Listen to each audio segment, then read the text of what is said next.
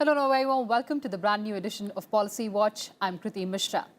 Today we'll take a closer look at the draft IT Rules 2018. A calling attention motion on misuse of social media and spreading of fake news was admitted in the Rajya Sabha during monsoon session of 2018. The government had conveyed to the House the resolve to strengthen the legal framework and make social media platforms accountable under the law.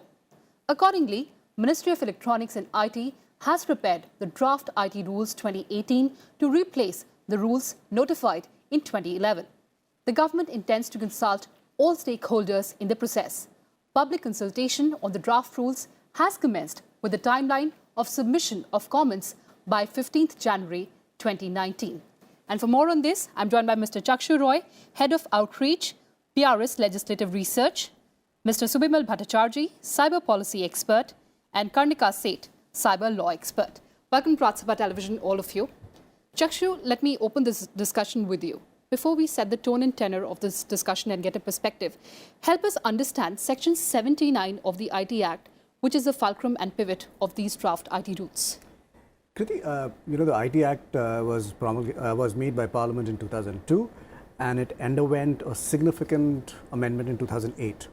So the 2002 position was that if you were a network service provider, which facilitated interaction between a user and a service provider, and you were just the conduit, you were held liable if either of the parties misused anything on your platform, and you had to prove two things. One, that it was done without your knowledge, and second, that you exercised due diligence to ensure that nothing outward happened on your network. Now, this was creating a fair bit of complication because a fair bit of the internet works on the basis of platforms or networks. Somebody provides the connectivity, somebody provides an area for people to come and interact.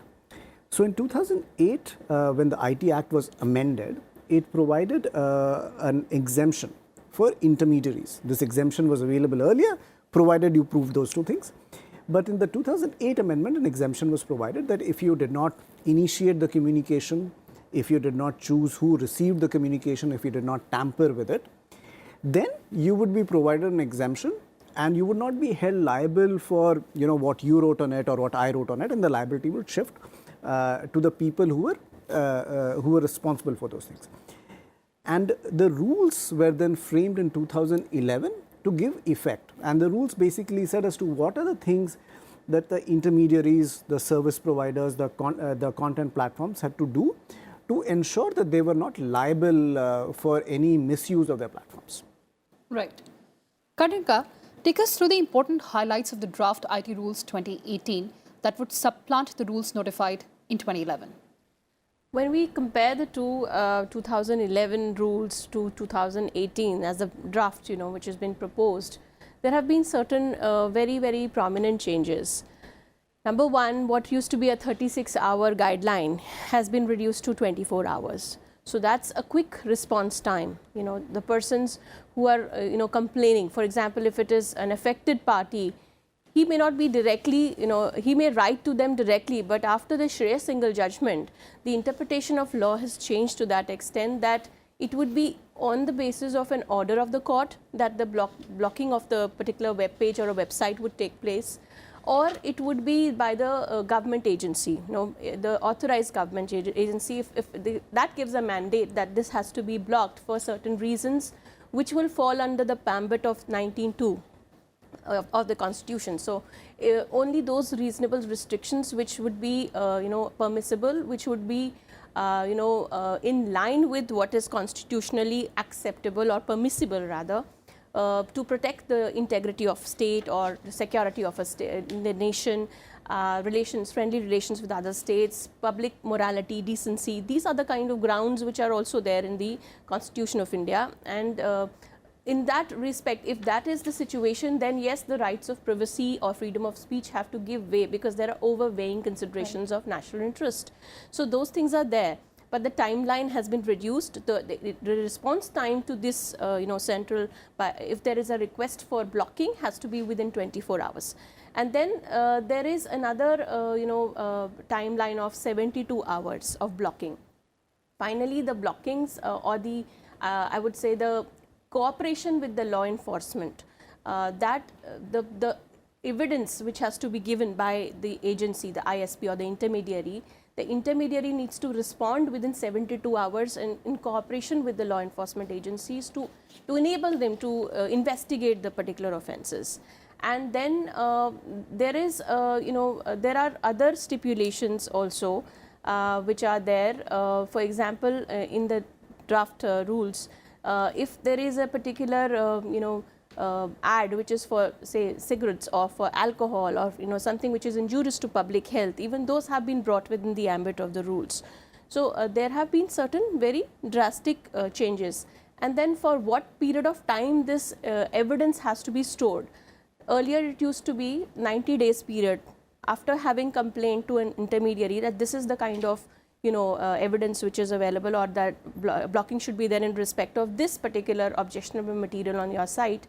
This had to be stored for 90 days. Now it has shifted to 180 days. So the timelines have changed, but it has become more, I would say, proactive and more, the incident response time or the action time is reduced.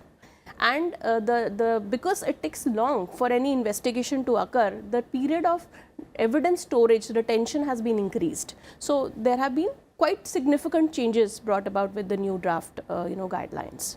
Subimal, Karnika is making a very pertinent point about national security. Now, the government has said and asserted time and again that it is committed to upholding the freedom of speech and expression and also privacy for the citizens enshrined in the Constitution. But then it is equally important to vanquish the menace of fake news.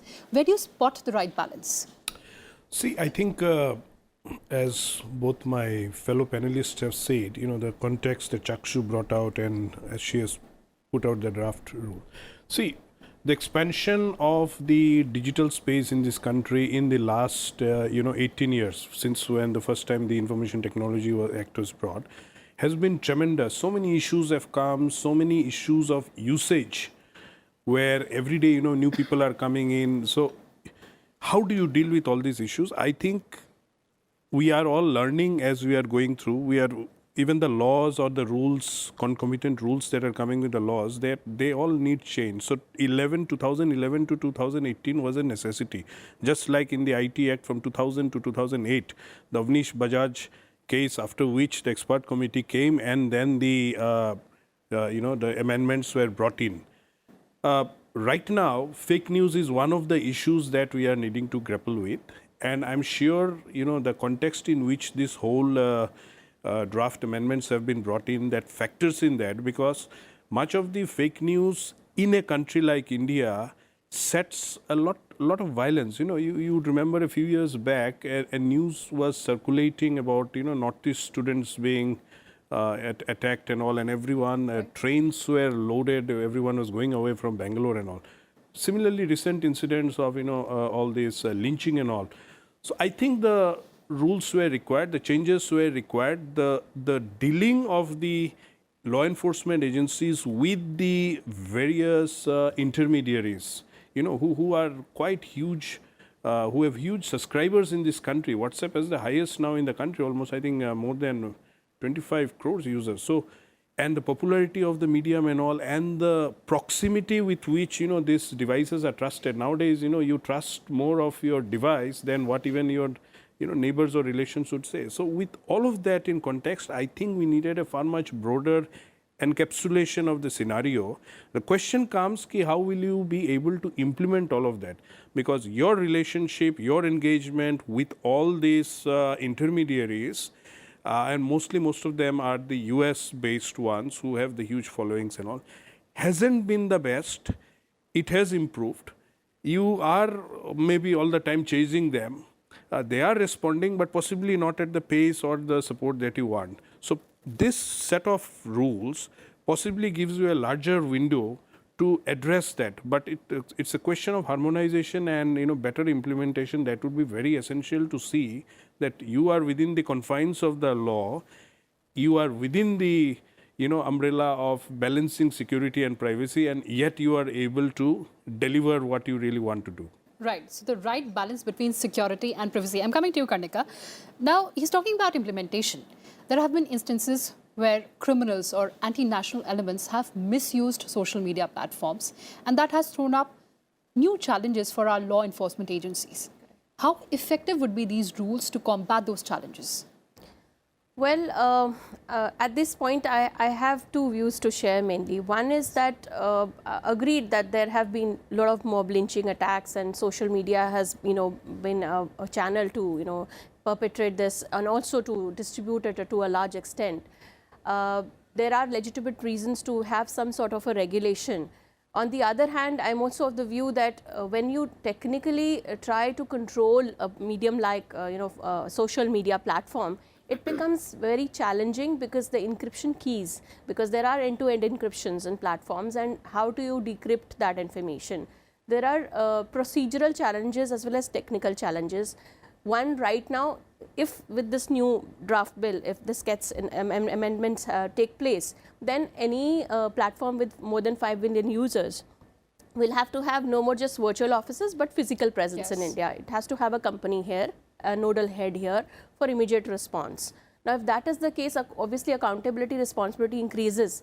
But even if this law comes into place, will they be able to combat it? The social media, the fake news aspect of it, because if they are able to give the decryption of the keys, then yes, to some extent this problem gets solved. But on the other hand, the anonymity of cyberspace is such that the moment you block one particular page or a web page, it becomes visible on another website or a web page. Things like onion routing, things like IP, proxy IPs, softwares which camouflage the real identity of a criminal, makes it very hard. The nature of platform itself, the nature of medium itself is such that it is a technical challenge to block any kind of objectionable content, whether percolated through social media platforms or otherwise. So that is a technical challenge which remains in its place. However, to some extent, if decryption is given, then yes, to some extent, at least on the social media platforms, this can be curtailed. And the second aspect is the onerous burden on the commercial aspect of the problem, because if there are going to be companies putting in their infrastructure and facilities in India, how secure can that data be? If we are bringing in personal sensitive data, and now that the RBI has also said that there will be personal sensitive financial information of people of India would only remain within servers in India, not elsewhere. Right. That becomes very pertinent question, because are our servers or are our infrastructure that secure and foolproof that we can ensure this objective that is there behind creating all these laws is actually achieved. So that's something which is again something which we need to really introspect at this point and gear up for it. Right. Chakshu, talking about the draft rules. Now, according to those rules, a grievance officer, the name of the grievance officer has to be published by the intermediary, and also the mechanism for redressal of complaints. How efficacious would that step be? I think, Kriti, 2 or 3 things that both Subimal and Karnika have pointed out which relate to the question that you're asking. One is the speed with which technology evolves, or the speed with which content and the load of content that evolves, and the rate at which regulation or laws can keep up with that evolution is a thing to be considered. I think one of the, and the 2011 rules first came up with the idea of, having a nodal officer who is available as a redressal officer for redressing complaints. That's one aspect of it. Now, what these rules are doing is they're casting an obligation onto the platforms and saying that they will proactively develop tools to take down, certain kind of content which is either unlawful or offensive. So that's one proactive step that's been taken. The other part that is being done is, and Karnika referred to it fleetingly, was that if you become a platform which has a subscriber rate above 50 lakh people, I think that's what the rules say, then the obligation for you to have a physical registered presence and a nodal officer and all of that kind of kicks in. Now the idea for that is that if you are a platform which is big enough, then you should be investing in enough resources for redressing complaints.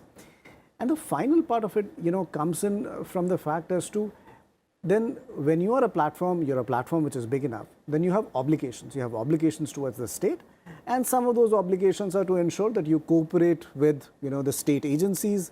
That cooperation would involve, probably decryption of keys, or to provide the whole path of communication that happened, onto your platform. I think the key question is, what is the balance that you cast out between a state's interest of ensuring, lawful behavior, within the country, and a citizen's interest of having his or her information protected. And that's the tricky bit that these rules have to navigate. Right, so we are talking about the balance. But Karnika, talking about the nodal officer, the presence of nodal officer in India 24/7 for coordination with the agencies, do you think that's a very progressive step in terms of, the government ensuring that there is no misuse of social media platforms? Well, I think it will certainly bring in more quicker incident response, because what used to happen earlier was that we had the MLAT system, mutual legal assistance treaty system, or there would be an Interpol or 24/7, some sort of a network which will help us, address these situations where there'll be, email communications or some sort of a threat in terms of cyberspace, which is there. And so to get that information by cooperation of international organizations or in fact any other jurisdiction was a challenge. So to get that synchronized, it was a huge, I would say, effort. In even legally speaking, even in government, from the government point of view, to get that kind of intervention and cooperation from the other side was difficult. And it would take sometimes 6 months or even longer timelines. By that time, the data would be erased or not available.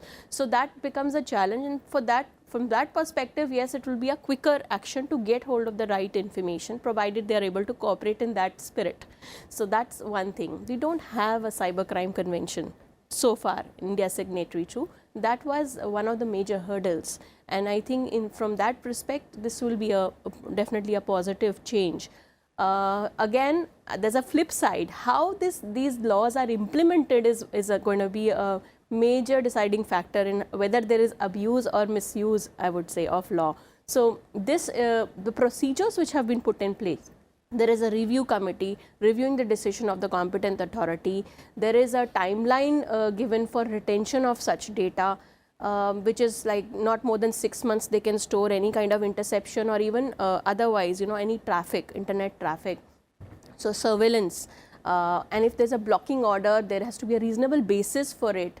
And if there is no alternative channel to get that data, only then there is, interception also. So these rules of interception and blocking, if you see them, mirror them, they're actually kind of identical in many respects, because the timelines are sort of the same, and also the reasonable basis on which these will be used by the agencies is also similar. So we have to see the efficacy. It lies in the implementation, and the more objective that implementation can be, the more chances of it being, within the confines of law or within the procedure prescribed by law. Because the moment they go otherwise, if it is a subjective opinion, if you say this is not a reasonable basis of law, how do you define that reasonable basis? There have to be more concrete, I would say, guidelines for a particular agency to address and have that, instead of having a subjective discretion to decide that reasonableness, there should be an objective criteria set for it. Right. But talking about technical challenges, Subimal, tell me, how do these social media platforms find out the genesis of misinformation or hoax to report to the competent authorities? Well, you see, I think this is going to be the biggest issue, that their whole encryption ecosystem, that's today you can say the differentiator on which they are operating, where they get the number of subscribers, all of that. So that's something that's going to be really a challenge even for law enforcement or even the government, even with whatever rules and laws you bring in, to really extract out of them.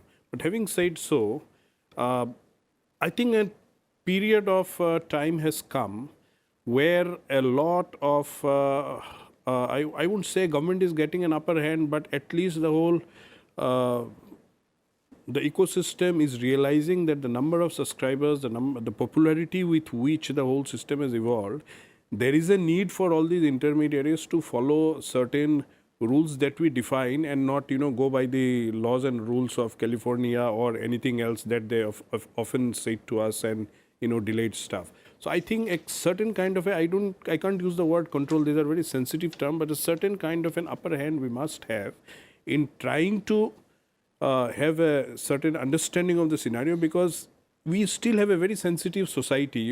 Everything flares up on communal lines, ethnic lines, and in a very short time.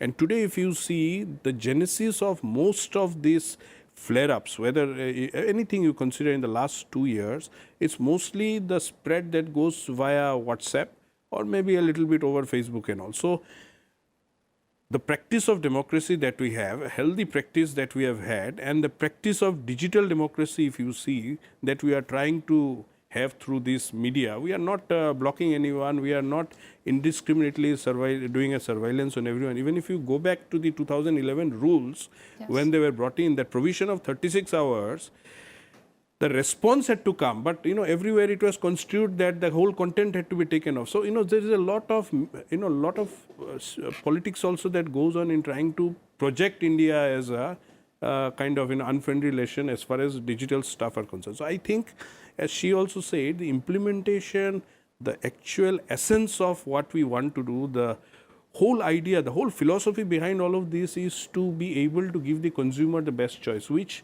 possibly will hinge a lot of implementation. Even when Supreme Court struck down 66A, but if you go back and see the cases that led to the uproar, it was the misuse by the police in many places or the agencies that showed that how possibly a point of law can absolutely go haywire if the implementation is not right. That's why I said subjectivity has to give way to objectivity. I mean, you cannot have something which is just on the whims and fancies of any particular agencies in an arbitrary manner. It has to have a reasonable, sound basis and the legal criteria to meet that. Right. So it's not something in the air that one would decide, okay, for me this is reasonable and this is not reasonable for somebody else. It shouldn't be this way. It should be a very objective criteria. 69A, whether for the surveillance part or even the blocking part, I think the basis is very good. Exclusions under Article 19(2) of the Constitution. I think nothing bad in that. But we're talking about one more thing which is very pertinent is, supposing there's a surveillance, okay.